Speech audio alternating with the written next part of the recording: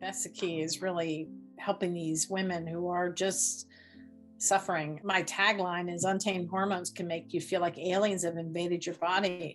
If the pituitary can't tell the hypothalamus what to do, or the hypothalamus can't tell the pituitary what to do, then it affects the thyroid and then the adrenals and then the ovaries. So there's a cascade that we have to keep track of. What are some of the most common symptoms that you hear? And what are some of the most common solutions that you see are working? Okay, the most common symptoms I see are really irritability and sleep trouble. Irritability can also be like anxiety or depression. These problems are not small. These are, if it's affecting family life, if it's affecting communication and how we feel, this is something that we need to address. So what do we do? Okay. Well, first of all, I'll just sit down with her and talk, find out exactly what's going on. When was her last menstrual cycle?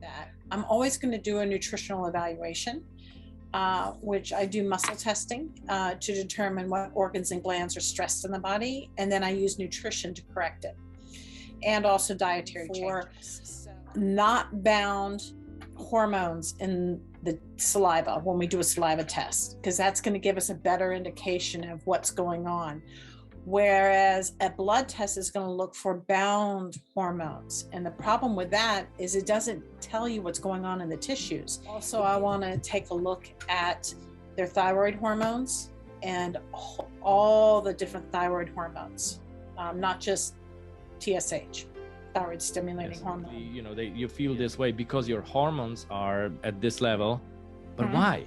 There are three things that I see with all of my hormone clients consistently: sugar, alcohol, and stress. Start with your diet, because that's where I'm going to start. And the first thing is to get out sugar. And what I mean by sugar is refined sugars, candies, cakes, cookies, ice cream, soda pop, alcohol, supporting the adrenals, supporting the uterus and the ovaries if we need to, or supporting the hypothalamus and the pituitary if we need to.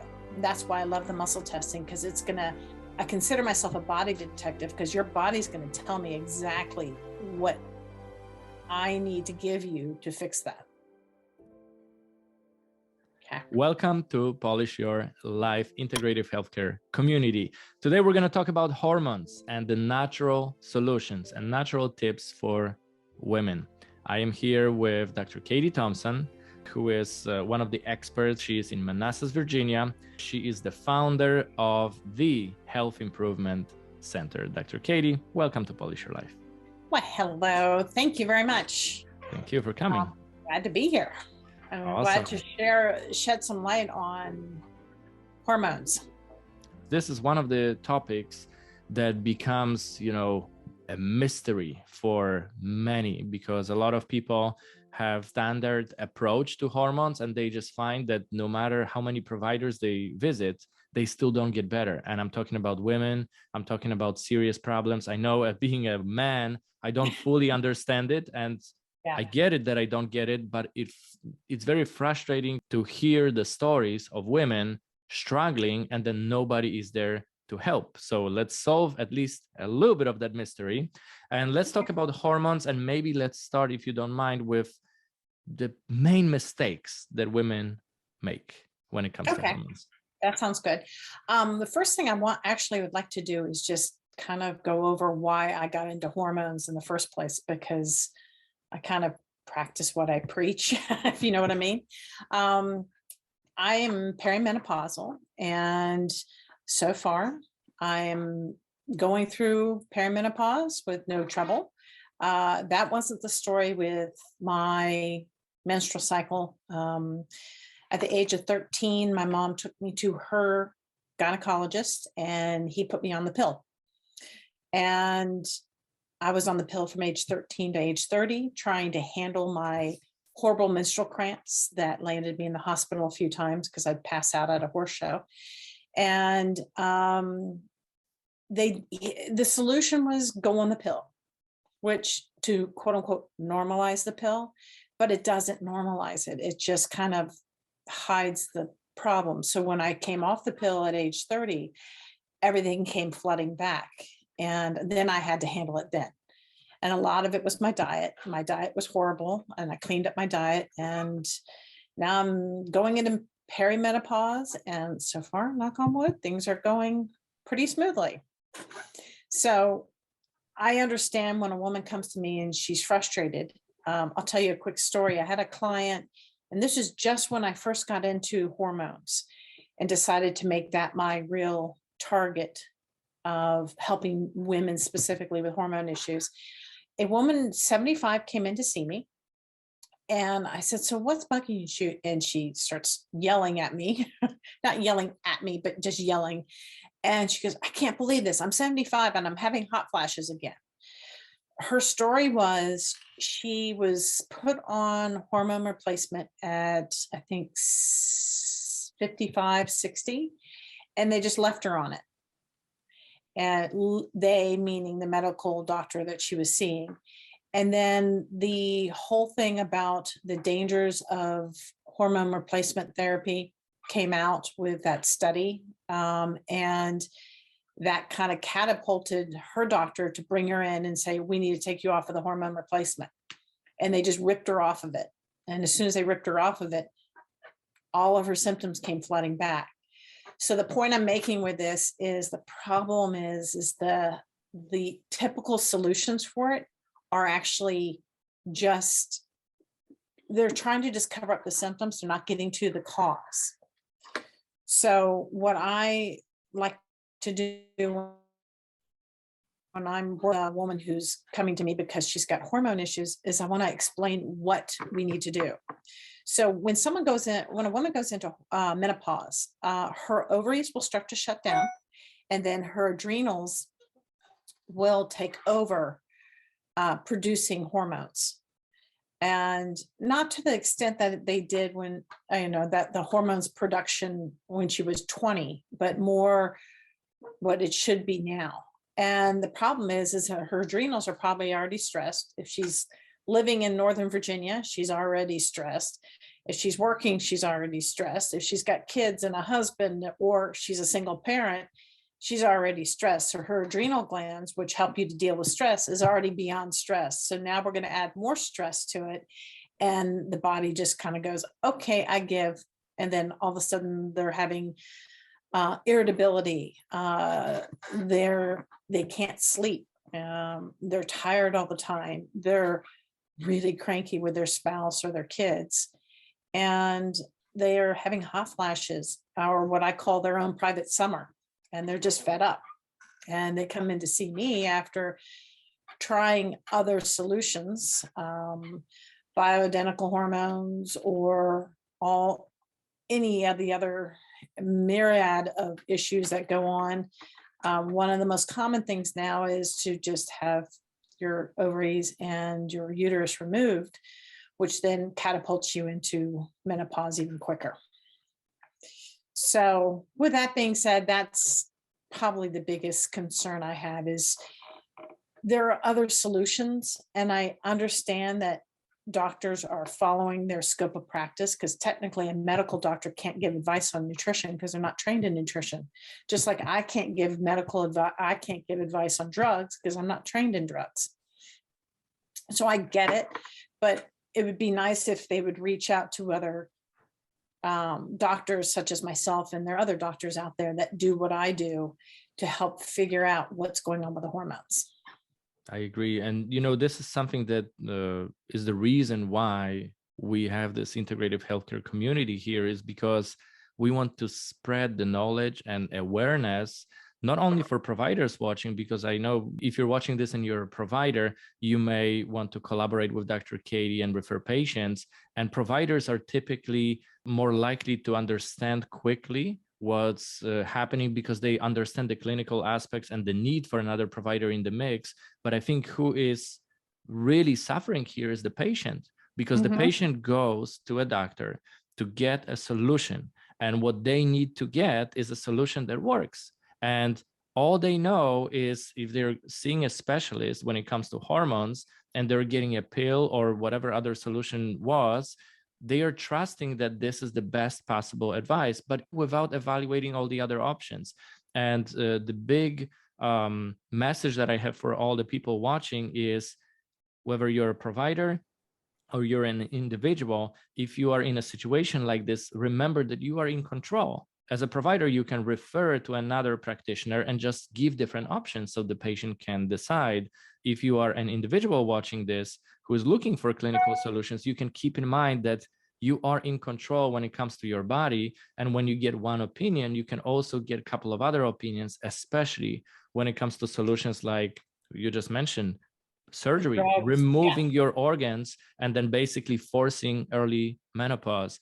If it's necessary, it's necessary. But if it could be prevented, I think it's a very valid point that it should be evaluated if we can prevent it. So thank you for sharing this.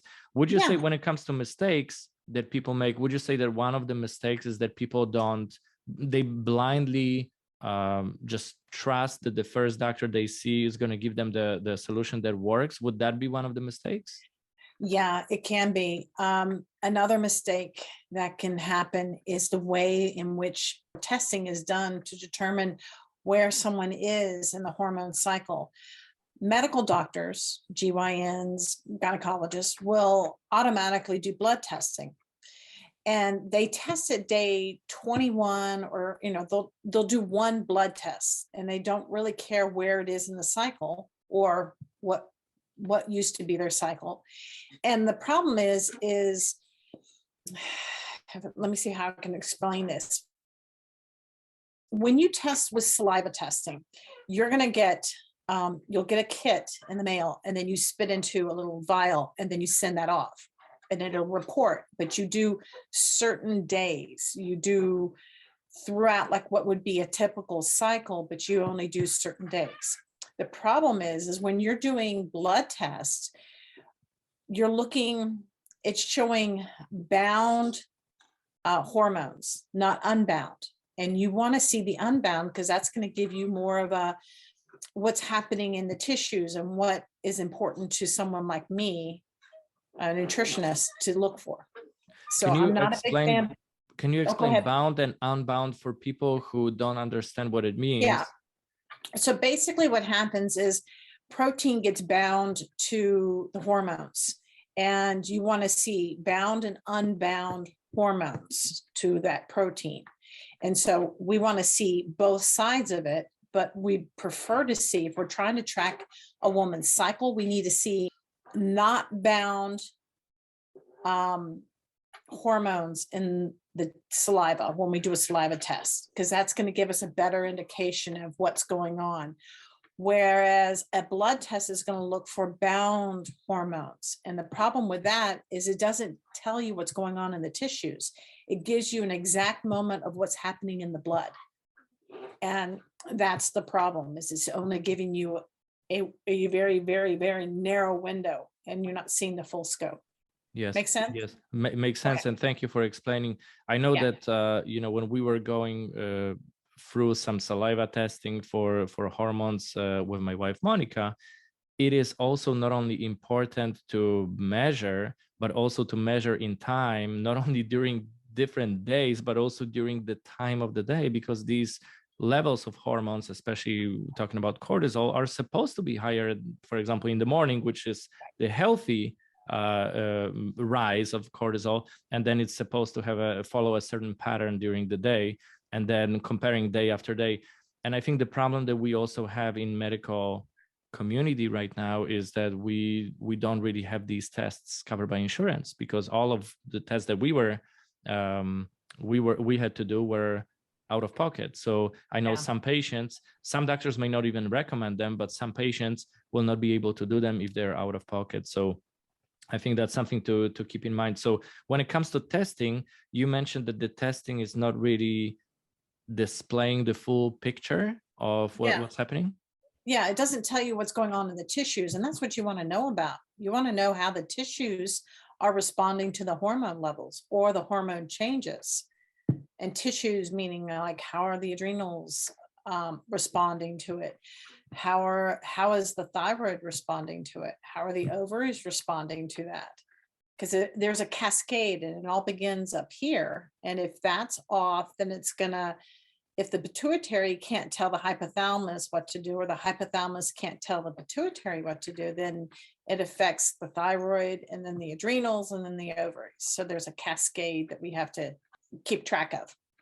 Understand. So I want to also let our viewers know that while we have these problems in the standard of care and maybe incomplete testing, or some people just not being able to give you a complete picture or advice, we also have amazing medical providers who are collaborating with natural healthcare providers as well. And this is the whole point, is to bring to their attention that sometimes if you're not trained in one of the therapies or multiple therapies, you have all these people around you who are doing that every single day for years and years and have a lot of experience. So if you're watching this as a medical provider, just keep in mind to collaborate, ask questions, refer, and you'll be able to get your patients better results, especially if you see that somebody is not getting better with traditional approach. So, and that's the key. That's the key, is really helping these women who are just suffering. One of my tagline is, untamed hormones can make you feel like aliens have invaded your body. And I say to women who are having hormone issues, they're like, oh my gosh, that's so exact. I think of the movie Aliens, where the creature's coming through the stomach of one of the characters in the movie, if you've ever seen the movie. Yes. So it's quite apropos. Yes, and I know it sounds funny, but when somebody actually feels like that, it's horrible, and there needs to be a good solution for that. So starting from the beginning, let's say that this is a patient's perspective conversation, and we are seeing a new patient walking into your clinic, and a woman tells you, my hormones are just out of balance. I know something is wrong. I feel a certain way. What are some of the most common symptoms that you hear? And what are some of the most common solutions that you see are working? Okay. The most common symptoms I see are really irritability and sleep trouble. Irritability can also be like anxiety or depression. To the point that it's affecting their relationship, maybe with their spouse or their kids. Even if they're grown kids, it'll still have an effect. So that can be some of the major symptoms. And when their sleep is off, how can you ever feel like you're normal? I mean, if you're constantly sleep deprived, you're going to be more depressed, more anxious, more irritable. If you've ever not slept well, you wake up the next morning and you're just cranky, and you're probably short with your wife and potentially, or short with your daughter. It happens, but there are solutions to fix that. And that's what I do with my care. That's amazing. And I know when people, even there is a saying like, I don't feel like myself, right? So sometimes I can imagine that you can feel like you're a different person. And I know when I'm, for example, working so much and I'm not sleeping too well, I feel like, that, did I really say that? I definitely didn't mean to say that, but I did. So that's something to keep in mind, that these problems are not small. These are, if it's affecting family life, if it's affecting communication and how we feel, this is something that we need to address. So what do we do? So let's say a woman comes to you and presents with these symptoms. What would you start with, and what typically is the course of action? Okay. Well, first of all, I'll just sit down with her and talk, find out exactly what's going on. When was her last menstrual cycle? Because if it's not been a year, she's still technically in perimenopause. If it's been a year and she hasn't had a menstrual cycle, then she's technically in menopause. So there are different ways that I would treat that. I'm always going to do a nutritional evaluation, which I do muscle testing to determine what organs and glands are stressed in the body. And then I use nutrition to correct it, and also dietary changes. So it's important to know where they might fall on that spectrum of perimenopause or menopause, because certain herbs I'll use if someone's perimenopause, and there are certain herbs that I'll use if they're menopausal or postmenopausal. That's how I address it. And then I want to find what organ, how are the adrenals dealing with this? How is the pituitary dealing with it? How is the hypothalamus or even the thyroid dealing with it? And a lot of times women will come in with a list of blood work that they've done, but it's incomplete, even though they think, oh, wow, they did a whole bunch of blood testing. So I will usually recommend that a woman get at least once a year a real thorough panel that not only shows me cholesterol levels, and I'll come back to the why cholesterol levels, but also I want to take a look at their thyroid hormones and all the different thyroid hormones, not just TSH, thyroid stimulating hormone. Yes. And you mentioned that at the beginning that it's important to find the reason why and look for the cause versus just looking at the symptom. So when people are typically, you feel this way because your hormones are, at this level, but why? Here's the questions, like, why are my hormones at this level? And I think that what you're able to accomplish with your testing that is more complete, you'll be able to see how different organs are functioning and what could be the reasons why these hormone levels are presenting. So that's something that I wanted viewers to understand, is that we are also looking not only, okay, we need to bring your cortisol down or other hormones bring to balance, but also why in the first place, why did it happen that the hormones are at a certain level. So let's say somebody's thyroid is not functioning properly, or somebody's adrenal glands are not functioning properly. What would you do for each? Is it always supplements, or is it certain type of lifestyle changes as well? Well, lifestyle, diet is a key, especially dealing with menopause and perimenopause, but also making sure that the thyroid's doing well. I don't want to symptom chase, because clients can come in, especially female clients, with so many seemingly unrelated symptoms. But if we start to symptom chase, that makes me, I should say, no different than the medical doctor. Maybe they saw that recommended hormone replacement therapy and they're looking for an alternative. So what I do is find out, is it the thyroid that's being stressed? And it's like peeling an onion. Right now, it might be the thyroid. And then in 3 or 4 months, it might be the adrenals. And I have to tell clients that it's just slow progress. And one thing I always say is, how long did it take you to make a baby? And they'll tell me, well, 9 months. Well, do you expect the body to heal that quickly if it takes 9 months to make a baby?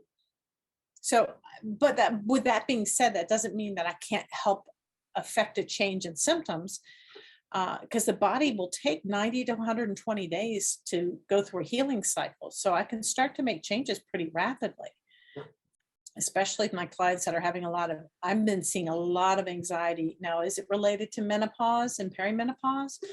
Maybe, but I think it's also the current climate. People are a lot more stressed. And so I'm using a lot more ashwagandha to help clients just kind of deal with anxiety. And that's been a game changer for my clients with anxiety, whether they be perimenopause or menopause. I wanted to ask you also, while I understand that everything is customized and it depends on each individual needs, no two people are the same. Literally, no two people are the same. Even twins, they may have the same or very similar, genetic profiles, and at the same time, you have the environment, and one can actually be a little bit different than the other. So I wanted to ask you, while understanding that everything is customized, what are some of the common denominators, some things that that are basically the foundation of your advice? What would you say these things are that somebody watching can start applying safely? And the disclaimer here, this is not medical advice.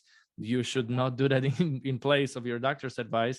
But maybe there are some things, like, for example, you got to sleep well, and don't forget that sleep is important. Maybe there are some things that are pretty safe to recommend. Okay. Start with your diet, because that's where I'm going to start. And the first thing is to get out sugar. And what I mean by sugar is refined sugars, candies, cakes, cookies, ice cream, soda pop, alcohol. And a lot of women going through menopause will, oh yeah, I have the occasional drink. And when I ask further, what is an occasional drink? They're having 1 or 2 drinks every night, trying to handle what's going on. And then they're wondering why they're waking up in the middle of the night, unable to sleep, because the alcohol is sugar and it's affecting their sleep cycle. So first thing you can do, that you wouldn't need any doctor's advice on, is just get the sugar out. Really start looking at, I would keep a food log, because that really helps to see how much sugar you're really getting in, and get the sugar out. I know it's the holidays, but this is even better time to just get the sugar out, because that's going to help handle some of the anxiety, handle some of the depression, handle the hot flashes. It's going to help to assist that. Is it going to get rid of it completely? Maybe, maybe not. It really depends. But that's a real key factor right there, because there are 3 things that I see with all of my hormone clients consistently: sugar, alcohol, and stress. Those are the 3 key, or hot flashes, or more irritability, or more night sweats.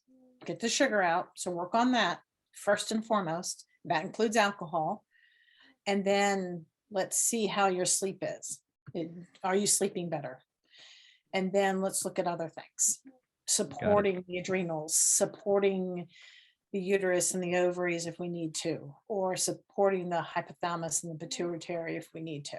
That's why I love the muscle testing, because I consider myself a body detective, because your body's going to tell me exactly what I need to give you to fix that. Yeah, that's very helpful. And so sugar, right? All the refined sugars you would recommend that people try to avoid. The same with alcohol. Try to avoid stress, and also sleep well. Yeah. And there's actually a couple of yoga poses. One in particular yoga pose that I do every night, and I'm not big into yoga. I do more Pilates. But I came across this yoga pose, and it actually really does work. So basically what you'll do is find a wall in your bedroom. Everybody's got walls in their bedroom, and put your feet up against the wall. So if here's the wall, your feet are up the wall and your tush is down here.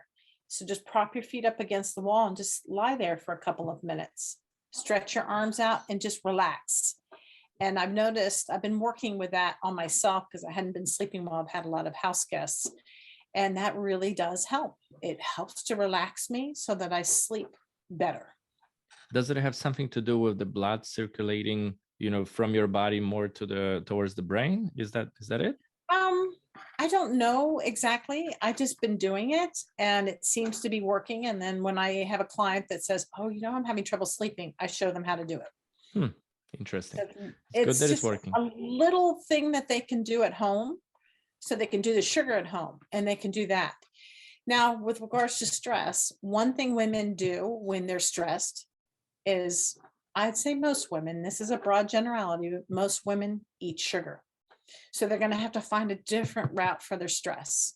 Maybe take up stained glass creating, or take up a hobby if you've got time, or listen to music. My thing is, I'll listen to jazz music that helps to just settle me down. Or I'll just go brain dead on a binge watch a TV show or something. I don't do that as often, but that does help. Or read a book. I like murder mysteries, and a client of mine writes these amazing murder mysteries, and I can never figure them out at the end. I'm like, oh, rats, I thought it was that person. So it's that, those are the things that you can find to reduce stress. Taking a walk is one of the best things to help reduce stress. I'm not talking about taking a walk for exercise. Take a walk to help beat stress. Go out and look at things, look at the sky, look at the trees, look at the ground. Don't take your cell phone with you, and don't be sitting on your phone typing and answering phone calls. Just get out and take a walk. I know it's cold, but bundle up and just go out and take a walk. Yeah, I love walking as well, and I think it's healthy on so many different levels, and it also can help with sleep as well. So that's something that is one common denominator of many healthcare practitioners that they mention walking, even for people who have problem with, exercising and have some other issues. So very, very good. What are some other things that maybe you would like to mention before we go today that people typically ask you, and for you it's common sense or something that you know from experience, but for them it's kind of like a interesting tip that they didn't even expect that you would give them? I really think it's if they've gotten the sugar out, but yet they're still having a lot of hot flashes, then we have to start really looking for the hidden sugars.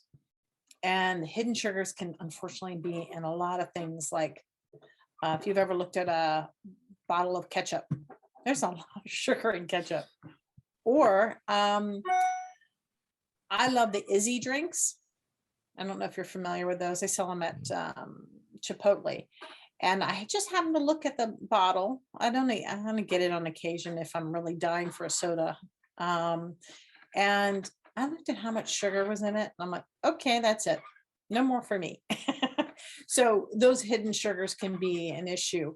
And for some women, it can even be fruit. That's going to be too much for them. I'm one of those. I mean, if I'm going to have fruit or chocolate, I'll choose the chocolate anytime because it has the same effect on me. Understand. And thank you for bringing this up. So basically one of the things is, if the taking out the sugar doesn't work, look for hidden sugars and try to eliminate those as well. Yeah. Very good. And talking about hot flashes, I'm curious, what can be the reason why a woman has hot flashes? What are some of the typical triggers? And then also, when people experience that, what can they do to, minimize the symptoms? Okay. Once you're having a hot flash, basically it's when you do have a hot flash, the best way to minimize it is to not get upset about it, because then that drives up your cortisol levels. You get stressed because, oh my gosh, people are going to see my face turning red, or that I'm sweating. Don't worry about it. Just try to walk it off or go distract your mind with something else. But it comes back to sugar. You need to look at, if you're having a hot flash, you need to find out what you ate either half hour before, an hour before. Maybe breakfast you had Cheerios, and everyone thinks, oh, Cheerios are supposed to be healthy. They're not. They've got so much sugar in them, and they've got so many artificial vitamins and nutrients in them. So you got to look at what you're eating that could be triggering the hot flash. Stress as well. Did you just have an argument with your spouse? We need to see what we can do to mitigate that. And I end up being a counselor of sorts. I am a volunteer minister with my church, but I end up being a counselor, trying to just talk them off the ledge of being upset. I think it's so important to find different ways to manage stress, because that's one of the common denominators as well in so many diseases. But it's so easy to say it, reduce stress, but then how do we actually do it? So there's a lot of tips and tricks and biohacks. We interviewed a lot of doctors here, including Dr. Porter, who has a lot of different solutions for that. And we were talking about the benefits of meditation, using technology enhanced meditation like BrainTap, a lot of different ways to do it. And I know none of them is perfect, but combining different solutions together, that may be very interesting. And I also wanted to ask you, when there is a woman who knows that her hormones are getting out of balance, at which point would you recommend that they see a provider? As soon as they start to go into perimenopause.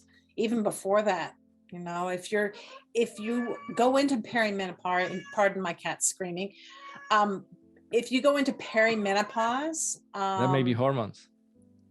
Yeah, exactly. Sorry about that.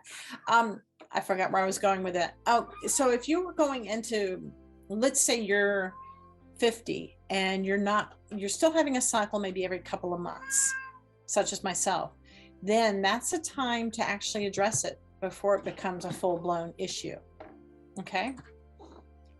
So that's really the key, is looking at it before it becomes a big problem. Handling the stress, handling the adrenals. God, handle the adrenals when you're 30 instead of when you're 50. We live in a really stressed society, whether you live in Northern Virginia or you live in New York or California, there's stress everywhere. If we didn't have stress, we wouldn't get out of bed. So there's some stress that's good for us, but then there's the stress that puts us over the edge. We've had a really bad argument with our spouse, or we had a death in the family. There are ways to mitigate those and help deal with the stress. Finding out if your adrenal glands are stressed is one of them. Saliva testing for it can help. But I like to just go and just muscle test and see, hey, are the adrenals showing up? And fix those right off the get-go. Because they're going to be on some sort of, whether it be an adrenal support or they're going to be an adaptogenic herb, which an adaptogenic herb is going to help to balance the organ that's stressed. I want to thank you so much for giving people tips, letting people know to avoid sugar, to try to sleep well, to walk, to look for hidden sugars, which a lot of people don't know, and also to seek help when the help is needed, and maybe evaluating different options instead of just relying on one opinion, especially if something is not working. So where can providers and patients find you?